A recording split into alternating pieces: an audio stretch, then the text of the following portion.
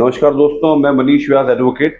आज एक जानकारी लेकर आया हूं क्योंकि जो अपनी दंड प्रक्रिया संहिता थी वो 1 जुलाई 2024 से अब भारतीय नागरिक सुरक्षा संहिता बन चुकी है।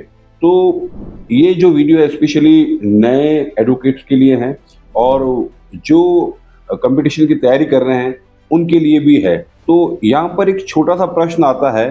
सबसे पहले तो हम बात करते हैं कि कॉग्निजेंस क्या होता है। कॉग्निजेंस के बारे में अगर हम बात करें तो सीआरपीसी में 190, सीआरपीसी 190 सीआरपीसी के तहत मजिस्ट्रेट जो है वो अपराध का संज्ञान लेता था और जो नया बीएनएसएस आया है उसमें अब 210 में लर्नेड मजिस्ट्रेट द्वारा अपराध का संज्ञान लिया जाता है। ये एक बहुत सामान्य बात है जो नो डाउट आपके नॉलेज में होगी, परंतु संज्ञान जो है वह जो क्लॉज 1 है इनका, चाहे 210 हो या 190 हो, उसके क्लॉज 1 में संज्ञान कब और कैसे लिया जाता है। तो सबसे पहले क्लॉज 1 ए में दे रखा है कि यदि कोई रिटन कंप्लेंट किसी क्षेत्राधिकार में रहने वाले मजिस्ट्रेट के कोर्ट में पहुंची है तो मजिस्ट्रेट उस पर एप्लीकेशन ऑफ माइंड लगाकर कि क्या जो घटना घटित हुई है वह किस अपराध के तहत उस अपराध की श्रेणी में आती है, इस प्रकार मजिस्ट्रेट द्वारा उस कंप्लेंट को पढ़कर उस पर अपना जुडिशियल माइंड अप्लाई करके संज्ञान ले सकता है। दूसरा जो क्लॉज बी है, कोई एक एफआईआर दर्ज हुई, एफआईआर दर्ज होने के बाद इन्वेस्टिगेशन हुआ और इन्वेस्टिगेशन के बाद में पुलिस ने एक रिपोर्ट पेश की। पुलिस रिपोर्ट अगर पॉजिटिव पेश करती है, अर्थात कि ये माना जाता है, पुलिस ने ये माना है कि अपराध और जुर्म प्रमाणित है, उस पर न्यायालय उस पूरी फाइल को पढ़ता है और पढ़ने के बाद में पुलिस रिपोर्ट के आधार पर उस पर संज्ञान, अपराध का संज्ञान लिया जाता है, ना कि अपराधी का। ये नोट करने वाली बात है। क्वेश्चन पूछा जाता है कि संज्ञान जो होता है वो अपराध का होता है या अपराधी का, तो यहाँ ये ध्यान में रखने वाली बात है कि संज्ञान हमेशा अपराध का होगा। तीसरा, कोर्ट जो है वो सो मोटो भी कॉग्निजेंस ले सकता है, ये विशेष पावर उनको दिए हुए हैं। तो meaning of cognizance is judicial application of mind against offence. इसका पूरे का मतलब यही हुआ कि जो संज्ञान लिया जा रहा है, जो प्रसंज्ञान लिया जा रहा है, वह लर्नेड मजिस्ट्रेट द्वारा अपराध, जिस अपराध के विरुद्ध संज्ञान लिया जा रहा है वहां पर जुडिशियल माइंड अप्लाई किया गया है अथवा नहीं किया गया है। अब यहाँ पर एक जजमेंट आया अभी, Priyanka Devi and other versus state of Jharkhand.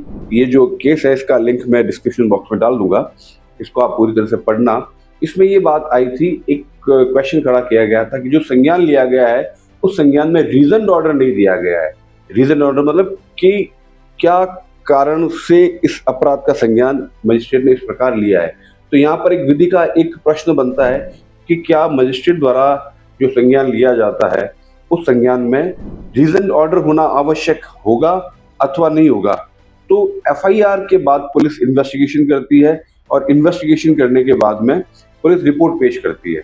ये जो बी पार्ट के अंदर हमने दे रखा है। लेकिन अगर ए पार्ट की बात करें तो जो कंप्लेंट है वो रिटर्न में होनी आवश्यक है। संज्ञान के लिए जो रीजन ऑर्डर की बात करने से पहले हम वापस उसमें आते हैं कि complaint must be in written format. Second, FIR जो है उसमें इन्वेस्टिगेशन के बाद पुलिस की रिपोर्ट आती है।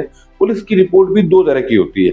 एक होती है जिसमें पुलिस चार्जशीट पेश करती है, दूसरी वो होती है जिसमें पुलिस जो है वो नेगेटिव एफआर या क्लोजर रिपोर्ट पेश करती है।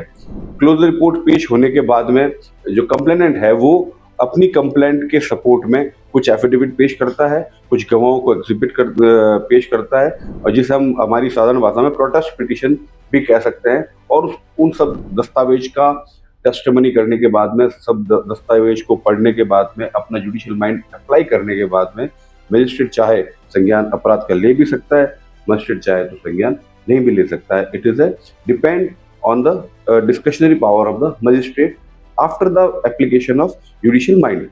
तीसरा, अब एक प्रश्न आया कि ये जो रीजन ऑर्डर देना चाहिए यहाँ पे, इस बात को लेकर मामला जब न्यायालय में पहुंचा तो न्यायालय ने ये माना कि जब कोई पुलिस रिपोर्ट, क्लोजर रिपोर्ट यदि पुलिस के द्वारा मजिस्ट्रेट के सामने पेश करता है तो वहां पर मजिस्ट्रेट महोदय को सिर्फ अपना जुडिशियल माइंड अप्लाई करता है और ये देखना है कि क्या प्रथम दृष्टया क्या अपराध बन रहा है अथवा नहीं बन रहा है। ठीक है, तो यहाँ पर बस ये जो प्रश्न आया था कि जो संज्ञान लिया गया है उसमें कोई रीजन ऑर्डर नहीं दिया गया, और इस प्रकार ये पूरी जो बात थी वो बात पहुंची कि साहब संज्ञान तो ले लिया लेकिन इसमें रीजन ऑर्डर नहीं दिया। तब न्यायालय ने यह निर्णय पारित किया कि मजिस्ट्रेट द्वारा चाहे कंप्लेंट के बाद में, चाहे पुलिस रिपोर्ट के बाद में, या चाहे सो मोटो जो भी संज्ञान लिया जाता है वो प्रथम दृष्टया अपराध के होने का जब उसे प्रतीत होता है तो वो अपना जुडिशियल माइंड अप्लाई करके संज्ञान ले सकता है, लेकिन उसके लिए रीजन ऑर्डर देना आवश्यक नहीं है।